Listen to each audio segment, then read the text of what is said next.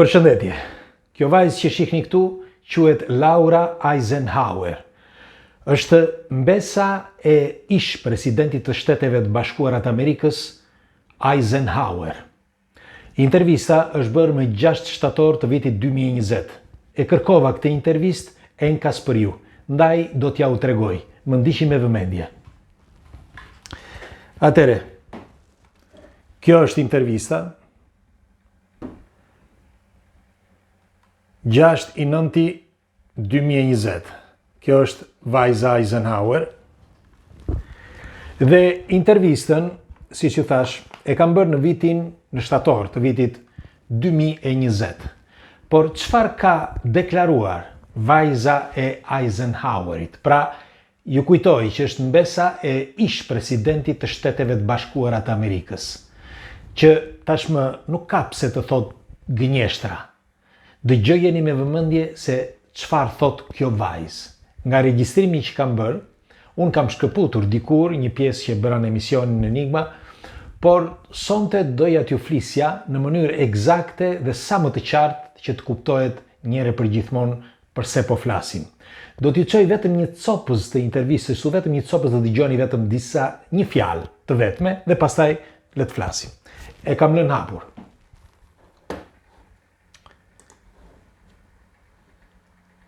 Interview people that they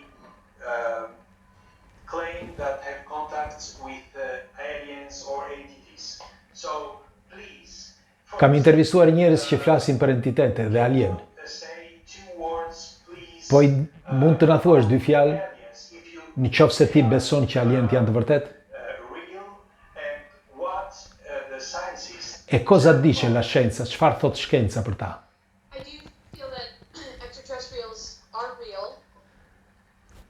Unë them se jashtëtoksorët janë të vërtet.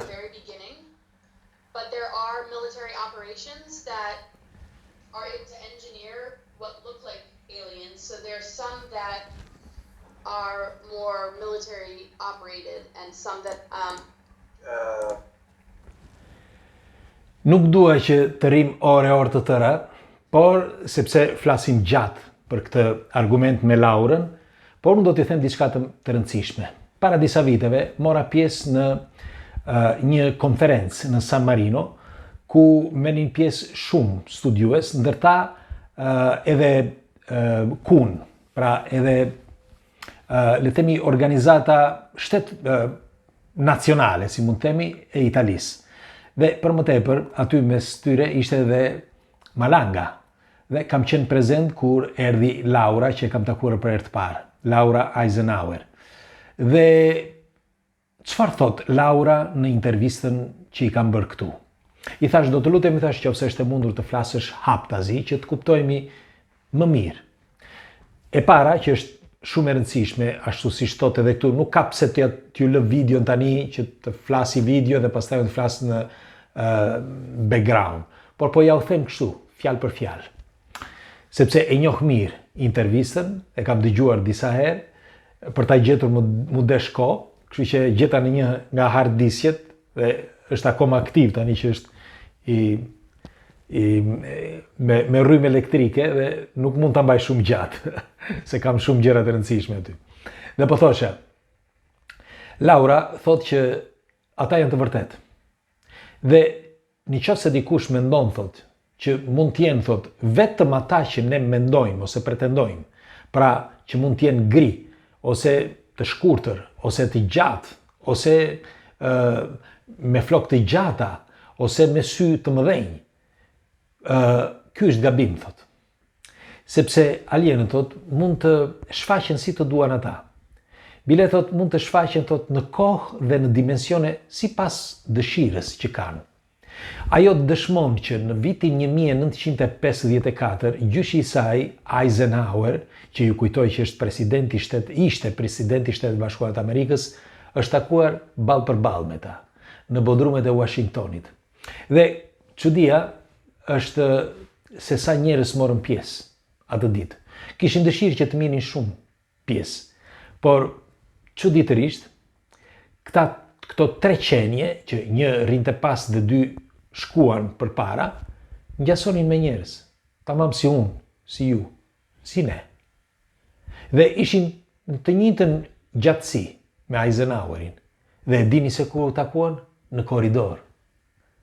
Të gjithë prisin që të takoheshin në dhomën e pritjes aty ku ishte thënë që do takoheshin mes njëri tjetrit. Jo. U takuan direkt në hall, pra në oborrin e Washingtonit. Dhe folën gjatë. Folën gjatë sepse ata që ishin rreth aty u habitën se si Eisenhower mbeti i shtangur dhe i vinin djersë të ftohta. I tregonte mbesës së tij, Laurës, që kanë, me një fjalë, një kontakt me një alien, me një formë të tjetër jete, të vinë, si thonë, agitacion, si thonë në Shqip, se harruam, agitacion, me fjalë, të krijon bezdisje, jo bezdisje, por të krijon një konfuzion në tru, sepse prezenca atyre ka një emetim të energjisë krejt ndryshe. Dhe ai ishte i bindur, pra Eisenhower, ishte i bindur që ata ishin njerëz, por me një energji tjetër brenda. Çdo tot kjo, e përsëris, siç e kam thënë gjithmonë, le ti marrim këto si fantazi, por bëni mirë që të studioni dhe të kërkoni se çfarë dhe si është e vërteta. Dhe pse Laura mund të thotë gënjeshtra sot? Për çfarë arsye? Është 60 vjeçe, as nuk e çan kokën fare. Ka para sa të doj. Nuk i intereson fare që të merret me budallë që bile e kanë sharë, e kanë ofenduar, e kanë shfarosur nga televizionet, sepse nuk duan të japin dhe të shfaqin të vërtetën. Mirë po ajo thotë, unë dua që të tregoj të vërtetën. Atë që kam kalën, thotë, gjyshi im. Pra, për këto dhe të tjera, unë nuk besoj që mund të thotë gënjeshtra. Tjetra, kam kohë që merrem me këto gjëra dhe shumë njerëz thonë që ka disa forma jete që duken si njerëz, tamam si njerëz si ne. Si që kam thënë për shembull edhe atë në rakordo anulare që ai doktori që pa një qenje që pastaj ndryshoi formën. Ja u kam thënë atë që este në për ara, aty tek rakordo anulare. Pra ka mira dëshmi të njerëzve që thonë që nuk është e thënë që ata t'jenë jeshil, apo t'jenë me forma të tjera jo njerëzore. Dhe askush nuk e di, të thonë çfarë të duan kush të doj, askush nuk e di se si janë. Në të vërtet, çfarë janë dhe si janë. Dikush mendon, pra si thotë edhe Laura thotë që janë, thotë, si që thanë në intervist, që u alash aty, mund të ka i vendi aty, që është videoja e 4, sepse folëm gjatë, mbi 2 orë, është bërë një intervist me Zoom, dhe po thoshja, ajo thotë që janë, thotë, në politikë, janë, thotë, në biznese, janë në për forcat ushtarake, janë gjithandej, thotë. Dhe ata, thotë, nuk kanë nevojë, thotë, që të jetojnë aty. Ata shfaqen, si të duan ata. Pra, këtë thot Laura Eisenhower, që si pas saj, qenjet ose entitetet ekzistojnë dhe manipulojnë mendjet njerëzore. Manipulojnë në përgjithësi gjithë botën, por manipulojnë edhe politikën, sepse manipulon politikën ke manipuluar njerëzit e thjesht. Dhe e kanë bërë kaq bukur, thot Laura, që një pjesë e njerëzve nuk e besojnë, sepse është krijuar kaq bukur, sa që kur flet në njëri, thot, si puna ime, thot, ose si puna jote, thot, mua dhe në aty në intervist, tallen, thot, shumë njerëz tallen. Dhe nuk e kanë kuptuar, thot, që ku ka zë, s'del pa gjë e para. Dhe e dyta, kjo është bukuria e jetës, sepse ne duam të kuptojmë se cila është e vërteta e prezencës së njeriut në këtë planet, dhe çfarë ndodh, çfarë ka. Pse njeriu mund të jetojë 80 vjet, për shembull. Dhe pse ka një sër problemesh që e çon Laurën, se nuk dua të zgjatem në këtë, që e çon Laurën që të mendojë që ne jemi në një kopsht. Në një kopsht që na mësojnë se si të ecim përpara, si të bëjmë, na modifikojnë, na bëjnë ç'të duan, Dhe për arsye të paqarta, thot ajo, por nëse do t'i futemi studimeve të Malangës, Malanga e ka të qartë këtë gjë. Pra Malanga nuk i heq as topi që njeriu është vetëm shfrytëzues i materjes ose më mirë i energjisë, që sipas tij këto entitete ose këta parazit, sepse kështu i quhen ai parazit të trupit, sepse njeriu thot ai mund të jetojë deri në 1000 vite, siç thot Malanga, s'ka nevojë thot për asgjë, por thot duke patur parazit brenda dhe duke dashur parazitët që ti të ushqesh, ata ti je i detyruar të ushqesh, sepse trupi ynë ka lindur që mos të ushqehet, që ta dini. Me një fjalë, jeton shkëlqyeshëm dhe mos taj, siç kemi thënë disa herë, për shembull për disa që kanë ndetur kohë pa ngrënë, por edhe sikur taj pak është më mirë, sepse jeton më gjatë. Pra më pak ka njeriu më gjatë jeton. Tani, nëse kjo nuk bëhet në një cikël të vetëm, duhet kalojnë 3-4 cikle, pra njerëzish, gjenerata njerëzish, nuk mund ta bëj vetëm një. Njërit i krijojnë vetëm probleme dhe kaq. Pra njëri nuk bëhet asgjë. Kurse gjeneratat pas gjeneratash, nëse kultivojnë të njëjtën gjë, atëherë po. Kjo është ideja ime. Pastaj më thoni ju, nëse unë kam gabim. Dhe po thoshja që Eisenhower tregonte që ata shfaqen kur të duan dhe sa të duan, në disa forma të ndryshme. Dhe pikërisht për këtë, tani duhet të bazohemi edhe në shkencat e fundit të shumë studiuesve, dhe njëri nga këta është edhe Michio Kaku, që padyshim e njihni. Dhe Michio Kaku thotë që nëse do të ketë një jetë aliene, dëgjoni se çfarë thotë. Michio Kaku e dini se kush është apo jo. Do ja u tregoj që ta mbani mend se ky është atëre. Ky është Eisenhower, është i gjyshi i Laurës, po le të themi Michio Kaku. Michio Kaku. Ja ku është Michio Kaku. Ky është shkencëtari më i madh që jeton në këtë moment dhe dëgjoni se çfarë thot Michio Kaku. Në qoftë se do të ekzistojë thot një jetë aliene jashtëtoksore, nuk ka nevojë thot që të lëviz thot me anë të mjeteve. S'ka nevojë. Po lëviz thot me anë të ndërgjegjes, pra të energjisë ose të fushës magnetike. Dhe ta shpjegon në mënyrë shkencore, nuk ka një javë që ka dalë një intervistë e tij për këtë gjë, dhe është vërtet fantastike. Kam parë dhe stërpar 2 orë interviste, kam parë disa herë. Është fantastike. Dhe po thoshja e gjenie në rrjet. Dhe po thoshja, ai është i bindur që mund të lëvizin nëpërmjet materjes. Por unë do t'ju them dhe një gjë tjetër tani.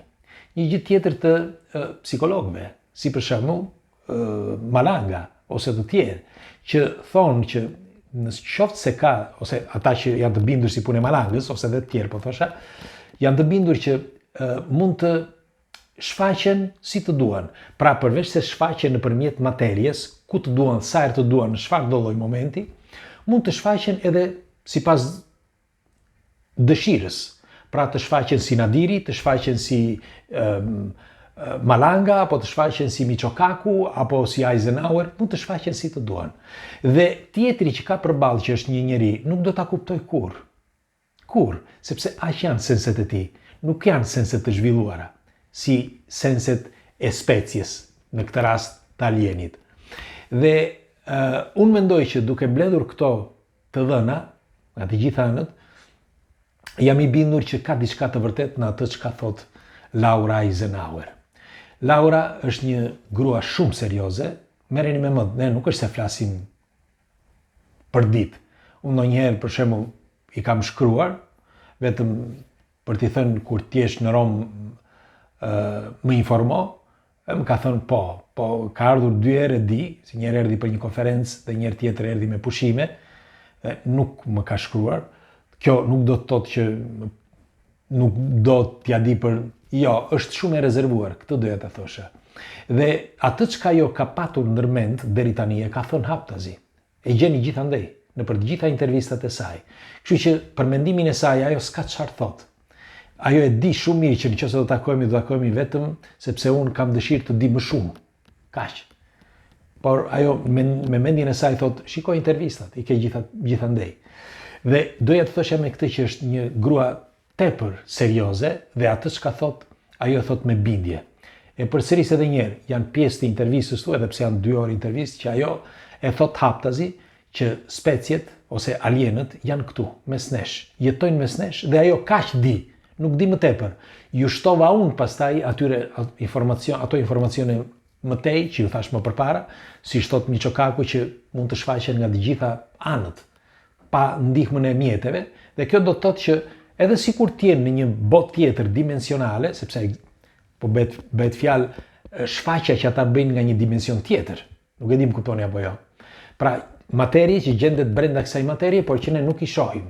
Vetëm jetojnë sikur t'jenë një botë, jo sikur, është një botë si kjo e jona, por diku tjetër, në një dimension tjetër. Ne jemi në dimensionin e tretë. Dhe kështu që ata mund të shfaqen nga një dimension në tjetërin kur të duan, me një fjalë pa mjete, si thot profesor Miçokaku. Kurse si thot, nëse do shtojnë, edhe atë që thot Malanga, mund të marrin edhe formën e një njeriu. Pra, përveç se spostojnë kështu, marrin formën e një njeriu, sipas dëshirës së tyre. Dhe tjetri, njerëzit në përgjithësi, si do ta kuptojnë ata, nëse alienët janë më të zgjuar? Si do ta kuptojnë? Ose më mirë, si do ta kuptojë Milingona mes tyre që këtu u fut një njeri tani, edhe mori një gjethe, ja vuri përpara Milingonës dhe kalon me këmbë nga ana tjetër. Për shembull, një njeri çon gjethe apo edhe ujin. Ku ta di Milingona?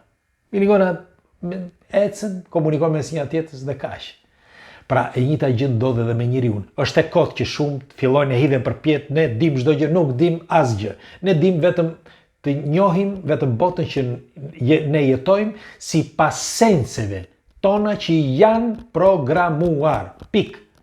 Pra, ky është, si t'ja u them unë, ky është, ose kjo është pika finale e të gjithës kësaj që ne folëm deri tani. Pres komentet tuaja si gjithmonë, do të dëshiroja që të bëni një komentin tuaj çfarë mendimi keni, edhe pse duket kaq kompleks si argument, dhe ju falenderoj që jemi për herë bashkë.